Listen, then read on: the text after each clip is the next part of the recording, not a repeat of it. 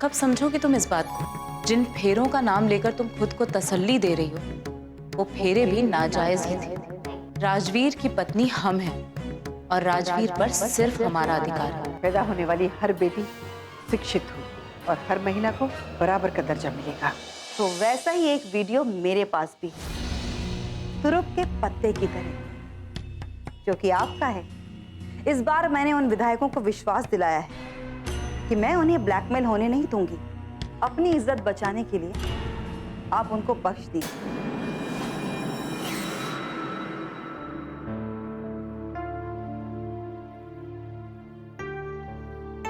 ऐसा क्यों हो रहा है सक्सेना? क्यों हो रहा है ऐसा? जो भी पत्ते मैं फेंकता हूं मुझे शिकस्त ही मिलती है। कल तक जो लोग मेरे इशारों पर नाचते थे, आज उन्हें भी मैं अपने इशारों पर नहीं नचा पा रहा हूं। कल और आज में यही तो फर्क है सर। शायद इसीलिए भगवान कृष्ण ने कहा है कि परिवर्तन संसार का नियम है। कुछ विधायकों की कमजोर नस मेरे हाथ में थी और मैं ये सोचता था कि मैं उन्हें अपने इशारों पर चलने के लिए मजबूर कर दूंगा, लेकिन रजनी वर्मा ने मेरे सारे रास्ते बंद कर दिए। तो क्या आप कोई रास्ता नजर नहीं आता सर, जिससे शारदा देवी को मुख्यमंत्री बनने से रोका जा सके?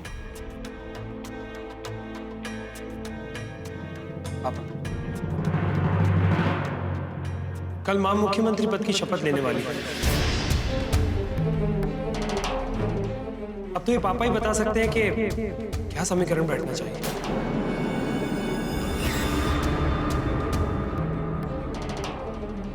बेटा, बस एक ही उम्मीद कायम, और वो है शंकर प्रसाद,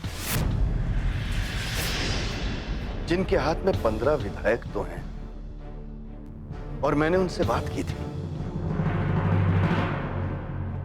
बेटा, मैंने उनसे वादा किया है कि फिर उनकी सरकार बनेगी, और उन्होंने मुझसे वादा किया है कि वो अपने विधायकों को समर्थन देने के लिए मना कर देंगे।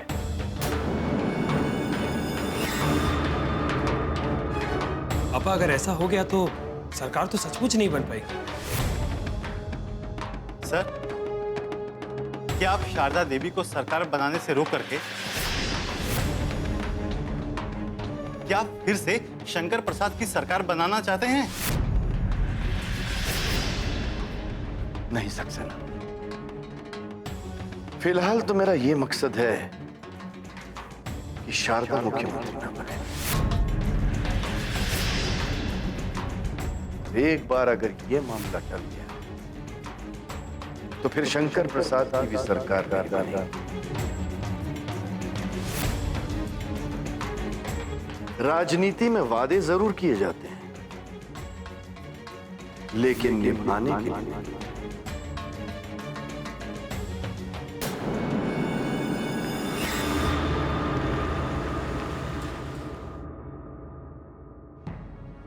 देख रही हैं आप मैडम, हमारे कार्यकर्ता कितने उत्साह में हैं। आप मुख्यमंत्री जो बनने वाली।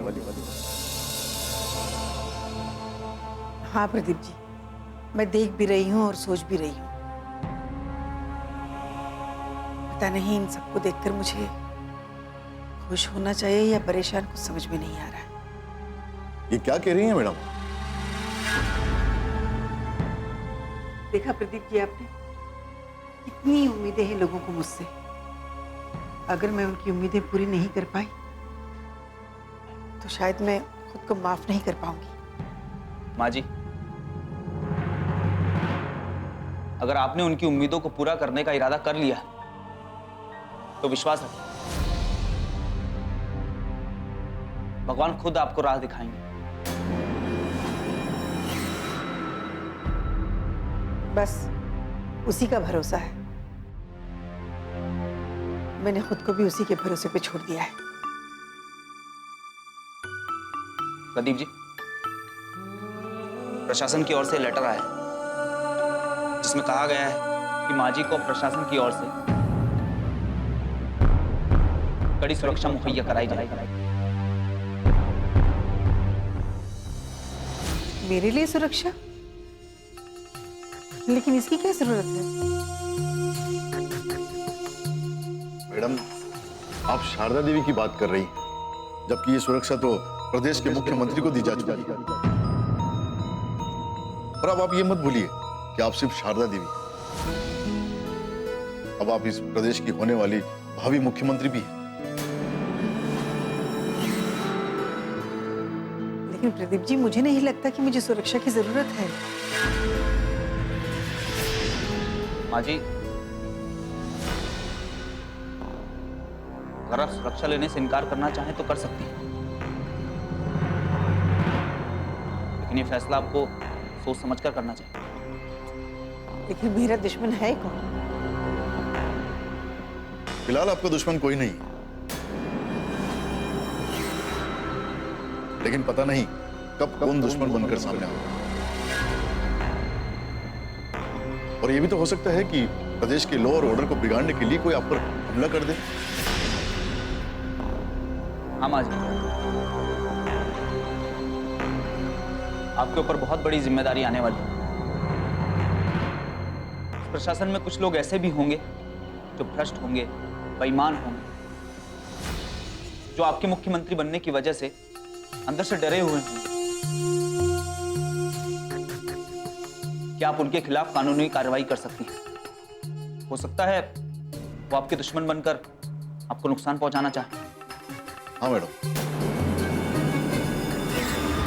अब आप इस प्रदेश की जनता की जिम्मेदारी ले रही हैं, तो आपको अपनी सुरक्षा के प्रति भी सजग रहना चाहिए। फिलहाल आपकी सुरक्षा की जिम्मेदारी तो प्रशासन के ऊपर है, इसे वो अच्छी तरह से निभाएंगे। लेकिन आप इस बारे में अगर कोई फैसला लें, जरा सोच समझ कर लें। हाँ देवराज जी, नमस्कार। देखिए, मैं चाहता तो यही हूं कि शारदा देवी शपथ लें। अब देखना यह है कि कौन हमें समर्थन दे रहा है और कौन हमारे साथ नहीं है। हाँ, शंकर प्रसाद से भी बात कर देखते हैं, उनके पास तो 15 विधायक।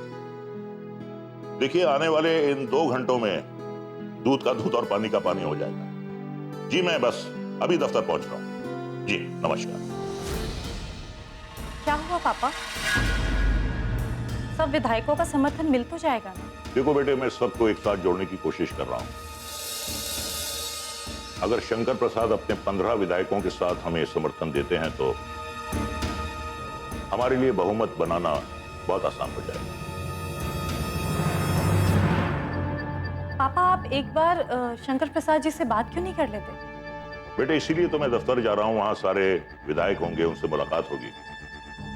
अब ये तो आने वाला वक्त ही बताएगा कि। पापा, मैं सोच रही थी कि मैं शारदा आंटी से मिलकर आ जाती हूँ, उन्हें बधाई भी दे दूंगी। हाँ बेटे, जरूर जाओ और मेरी तरफ से भी उन्हें एडवांस में बधाई दे दो। चलता हूँ बेटे। जी पापा। God bless. बाय।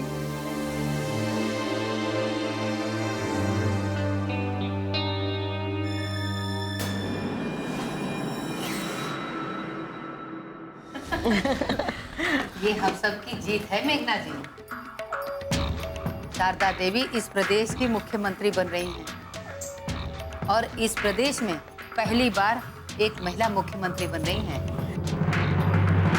सच कहूं तो अपने इलाके में भी मैंने देखा है, जनता अब शारदा देवी को न सिर्फ जानने और पहचानने लगी है, बल्कि अब शारदा देवी जी से उम्मीदें भी होने लगी हैं। उम्मीदें तो सबकी पूरी होंगी, इस बात का दावा तो हम भी करते हैं। समझा है हमने शारदा देवी को। समझते तो हम भी हैं उन्हें, तभी तो हम खुद भी उनसे इतनी उम्मीदें लगा के बैठी हैं। और पता है, सबसे बड़ी बात यह है कि परिवार से अलग रहकर भी आंटी जी ये पद इसीलिए स्वीकार कर रही है कि शायद वो प्रदेश में कुछ परिवर्तन ला सके। आज की राजनीति से ना दुखी है वो, समाज की कुरीतियों से दुखी है। उन्होंने महिलाओं की समस्याओं को समझा है। कल रात मैंने उनका इंटरव्यू देखा और देखकर सच कहूं एक गर्व अनुभव हुआ। शारदा देवी ऊपर से भले कमजोर नजर आ रही हैं, लेकिन अंदर से वो उतनी ही मजबूत हैं। और पता है आंटी, उन्हें रोकने के लिए बलदेव सिंह ने सौगंध तक दी थी। और उनके बेटे राजवीर का तो ये कहना था कि उसके राजनीतिक भविष्य के लिए आंटी को मुख्यमंत्री पद नहीं स्वीकारना चाहिए।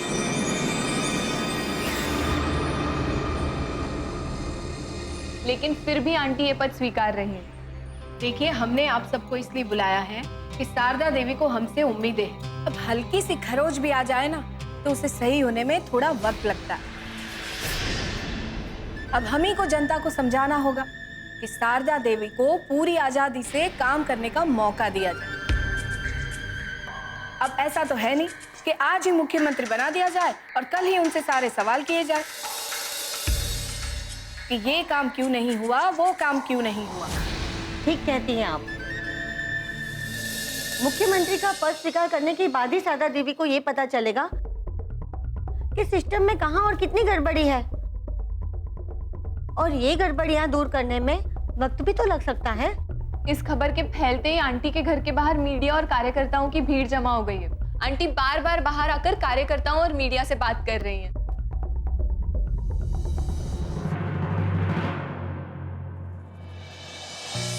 मैडम, कुछ और कार्यकर्ता और मीडिया वाले आए हुए हैं, तो हम उनसे मिल लेते हैं। हाँ हाँ, जाइए ना। जी।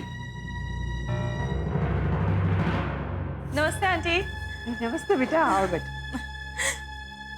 आपको बहुत बहुत बधाई हो, बहुत बहुत बधाई। शुक्रिया। पापा ने भी आपको बधाई दी। तुम्हारे पापा ने बधाई नहीं, बहुत कुछ दिया है। बाहर नहीं देखा आपने कार्यकर्ता और मीडिया की भीड़? हाँ, बाहर आपके बारे में सब कुछ सुनकर आ रही। ये सब तुम्हारे पापा की तो देन है, उन्होंने ही दिया है ये सब कुछ।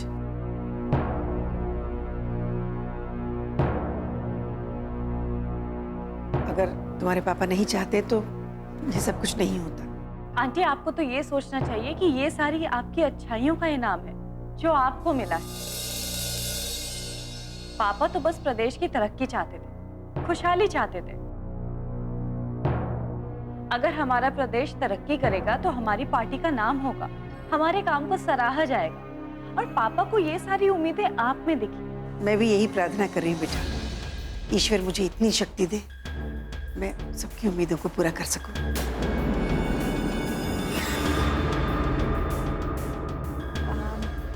आदित्य कहाँ है आंटी? दिखाई नहीं दे रहा। वो अपने कमरे में शायद बाहर जाने वाला है। अच्छा। अरे ज्योति, तुम? हाँ मैं। क्यों, मैं यहाँ नहीं आ सकती क्या?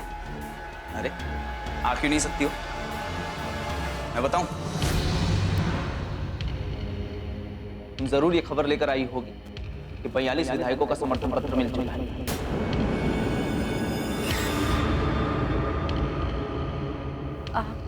नहीं, पापा अभी ऑफिस गए हैं। लेकिन पापा ने बोला कि हमें 2 घंटे में पता चल जाएगा कौन से विधायक हमारे साथ हैं।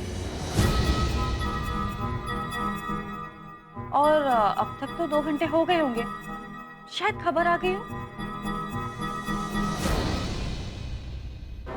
कल जनता जनार्दन पार्टी का शपथ ग्रहण समारोह है, जिसमें शारदा देवी अपने कुछ मंत्रियों के साथ मुख्यमंत्री पद की शपथ लेंगी। और अभी खबर आ रही है कि आचार्य जी ने कहा है कि 42 विधायकों का समर्थन पत्र उन्हें मिल चुका है।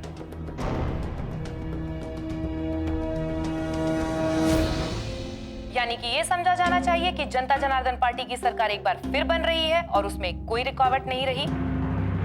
यानी कि अब हमारी सारी रुकावटें दूर होंगी।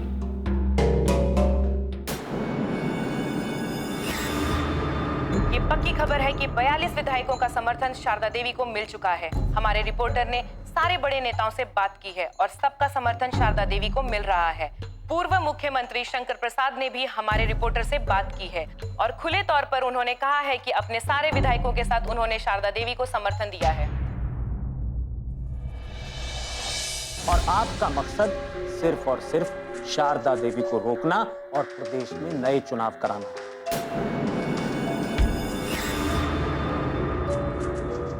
मैंने उसी वक्त सोच लिया था कि मुझे शारदा देवी को समर्थन देना ही है।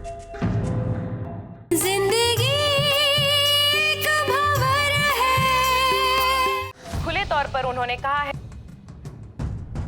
ये क्या बात हुई सर?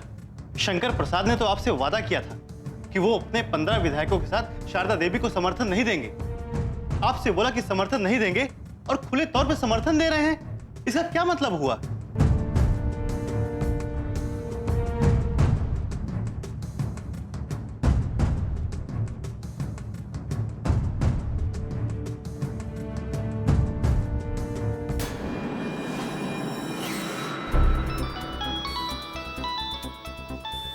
लो, टीवी पर खबर आई नहीं और बलदेव सिंह का फोन आ।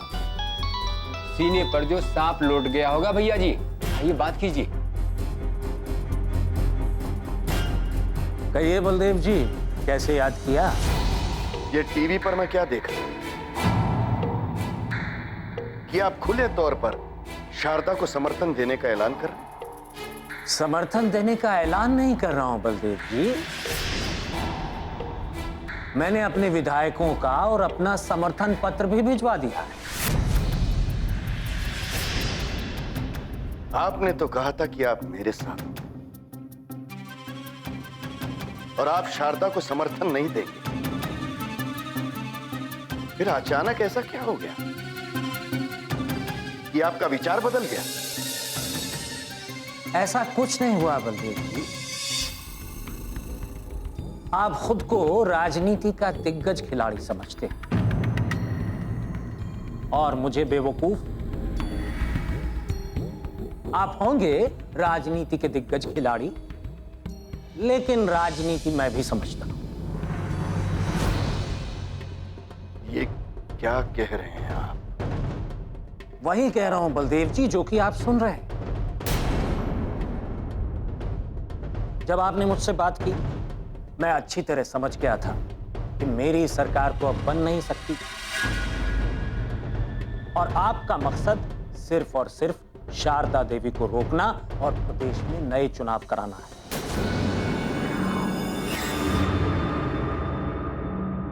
मैंने उसी वक्त सोच लिया था कि मुझे शारदा देवी को समर्थन देना ही है, इसलिए ताकि आप शांत होकर बैठे रहें और मेरी पार्टी की सरकार बन जाए। मैं मुख्यमंत्री ना सही, कम से कम सरकार तो मेरी पार्टी की होगी। फिर मेरी बात मानने का नाटक क्यों किया? मेरी राजनीति अलग है बलदेव जी, लेकिन इस तरह के राजनीतिक खेल आप जैसे नेता ही सिखाते हैं। धन्यवाद।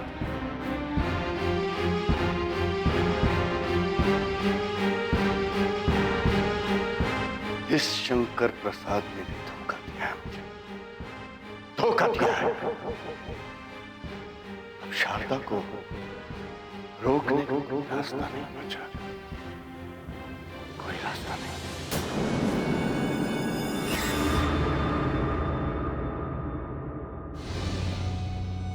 आखिर वो दिन भी आ गया जिसके बारे में मैंने कभी सोचा भी नहीं था। कल मैं इस प्रदेश की मुख्य होने की शपथ लूंगी।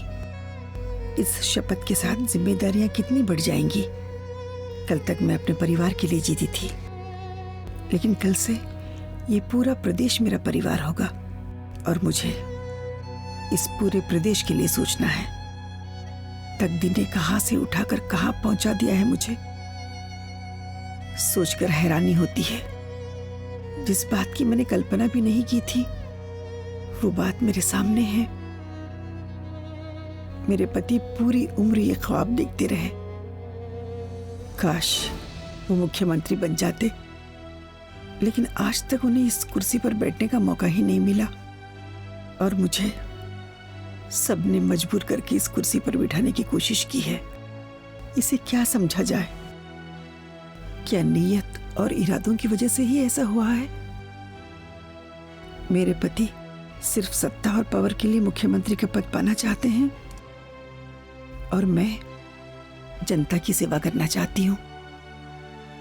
मुझे याद है वो दिन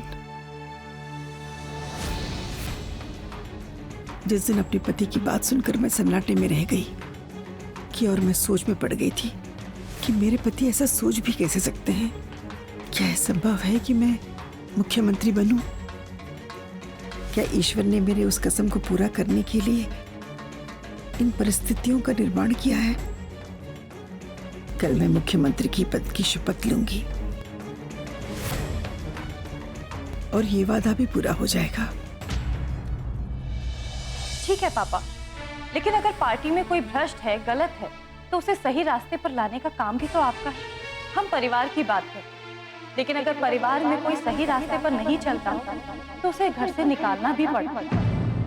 जिंदगी एक भंवर है।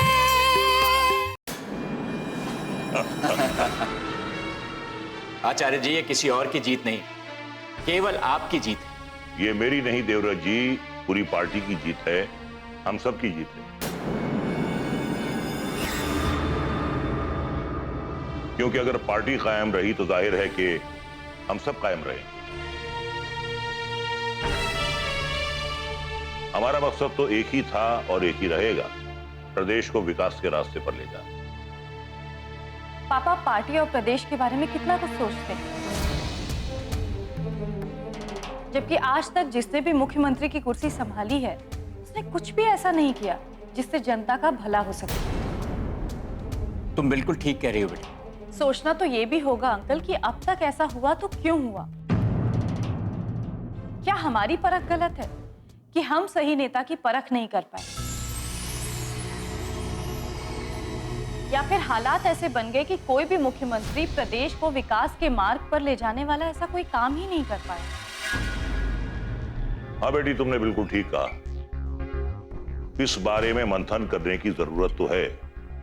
पापा आप ही हमेशा कहते हैं ना कि कामयाबी पाने से ज्यादा महत्वपूर्ण है उस कामयाबी को बनाए रखना, लेकिन आपकी सरकार में ये जो भ्रष्टाचार का मामला सामने आया है ये किसी कामयाबी की बात नहीं है, बल्कि ये पार्टी की बदनामी की बात है। देखो बेटे, एक या दो आदमियों से नहीं बल्कि ढेर सारे आदमियों से मिलकर पार्टी बनती है और सबकी अपनी अपनी सोच है। अब किसके मन में क्या है ये तो समझ पाना बहुत मुश्किल है। कोई भ्रष्टाचार के जरिए अपने रिश्तेदारों को फायदा पहुंचाना चाहता है, कोई पावर में आते ही सिस्टम को इस तरह बदलने की कोशिश करता है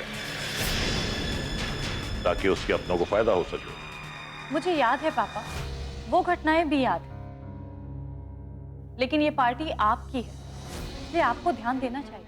देखो बेटे, ये पार्टी एक परिवार की तरह होती है जिसमें कुछ सही लोग होते हैं तो कुछ गलत लोग भी हो सकते हैं। ठीक है पापा, लेकिन अगर पार्टी में कोई भ्रष्ट है, गलत है, तो उसे सही रास्ते पर लाने का काम भी तो आपका है।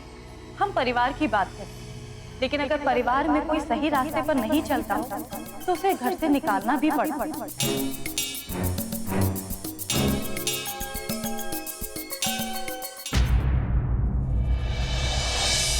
जिंदगी भर राजनीति करके भी आप उस कुर्सी को हासिल नहीं कर पाए। आज उसी कुर्सी पे शारदा जी विराजमान हैं। ये हमारी सबसे बड़ी हार है। पापा ने इस बार शिकस्त जरूर खाई है, लेकिन वो हार के बैठने वालों में से नहीं। और वैसे भी ये सरकार चलाना इतना आसान नहीं है। सरकार चलाना माँ के बस की बात नहीं है।